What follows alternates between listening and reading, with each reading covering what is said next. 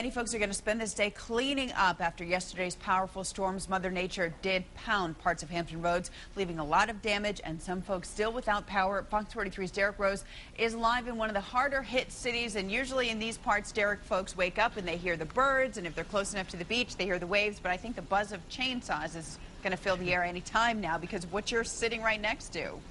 That's certainly one of the sounds they're going to hear. We've seen a lot of birds, but they haven't been sitting in trees, their usual hangout. A little bit hampered this morning.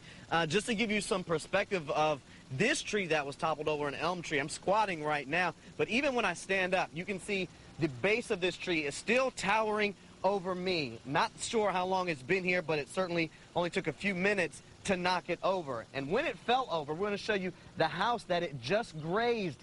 Just the corner of that house, a little bit of superficial damage, but I'm told that the woman who lives in this house, her bedroom is actually in that corner. She was not home when this tree fell, thank goodness. But you can imagine, had she been home, had this been at night, had she had no warning, we'd be telling a much different story here this morning.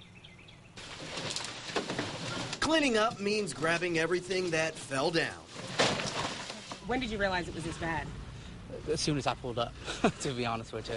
It sounds a lot different now than it did when the storm rolled through. We heard hail and then just all these loud booms and everything. It sounded like a freight train. And on that roll, trees turned to pins falling on cars in the gutter. Let's call the insurance company and see what we can do.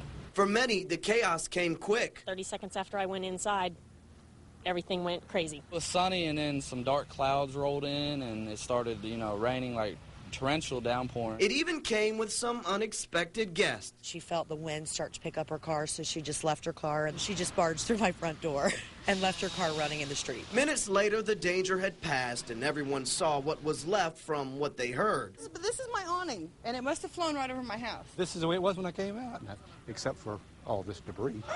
With all that debris came just as much damage and some loss of money, but no loss of life. And that was the fortunate thing, that there was no loss of life, but as we said, a lot of damage and a big mess here to clean up. That's just at this one house alone. There are other houses where we're told trees fell on cars, trees fell on houses. Certainly going to be a lot of cost to the insurance companies today. And one call we'll be making is to Dominion Power to see how many people are still without power. Not as many as there were last night, more than 5,000 last night, Carrie, but they certainly have been making progress this morning. Carrie, back to you.